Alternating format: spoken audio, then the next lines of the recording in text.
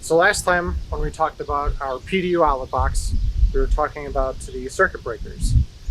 And there's a bunch of other cool features on here, but this time we were focusing on our NEMA 520 GFCI outlets. So what is a GFCI? How does it work? Stick around to find out.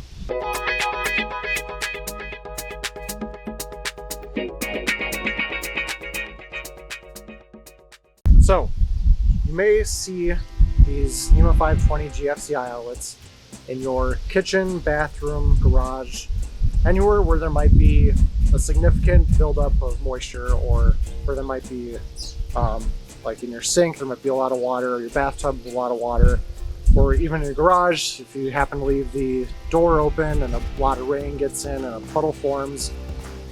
That's why the GFCI is there. And GFCI stands for ground fault circuit interrupter. What that basically means is that it's a circuit breaker for when there's a leakage of electricity. So let's say you're doing some work in your garage and there's a puddle in your garage. You're using a cord that's plugged in already, and since you're so busy working around, you don't notice that the cord has a cut in it and there's exposed copper. So if that cord were to end up in that puddle, there would be a leakage of electricity into that puddle. And so when you're plugged into the GFCI, as soon as it hits that puddle, the GFCI will trip and turn off power to whatever you're working on. And it'll turn off the power within 1/40th of a second, and it has a threshold of 5 milliamps. And a very mild shock is 2 milliamps, and then further you go up, it gets more severe. But 5 milliamps is the standard for GFCIs. And so we kind of have another demonstration set up for you here today, similar to our other demonstrations. We'll go through the same scenario I just talked about. So over here we have just like a little saw with a cord. We purposely cut the cord to kind of mimic a very heavily used cord or something that has a cut in it. The cuts are by the little red tapes. I can actually show you. Let's see. Yep, so it's just a little cut right there.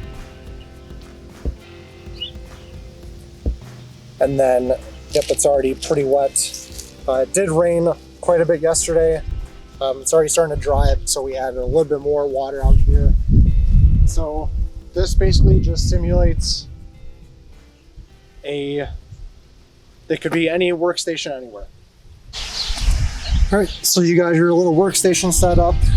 You accidentally run your cut cord through a little puddle or a really wet area. You go to plug it in, and you should hear a little click, and that'll be the GFCI tripping. There it is. So it might be a little hard to hear today because it's kind of windy, but it did click. So, and then once you figure out what the problem is, and you will, in this case, you would have to replace the cord because it's cut and it's dangerous.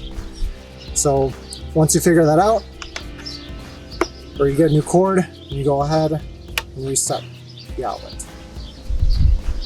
Okay, so this is just another close-up. So this is already reset.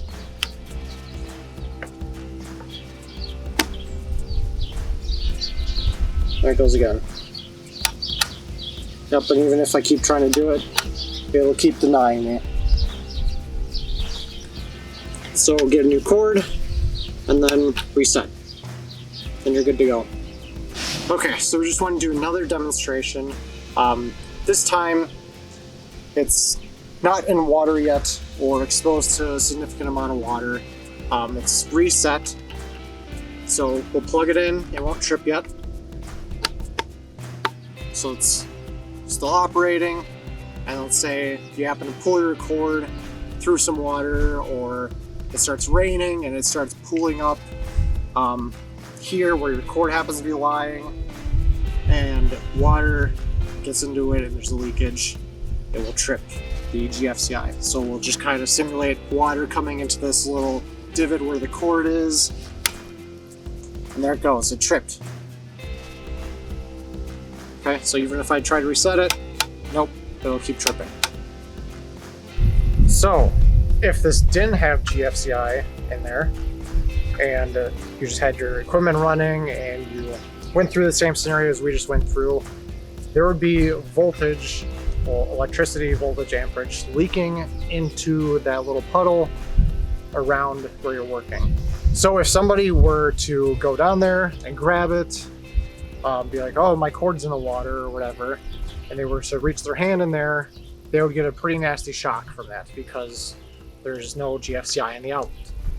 So having the GFCI will prevent you from getting shocked. It'll just keep you safe in general, in your house, at a workplace, wherever.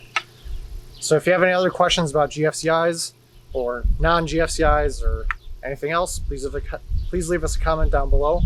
Otherwise, be sure to give us a like and subscribe. Thank you for watching.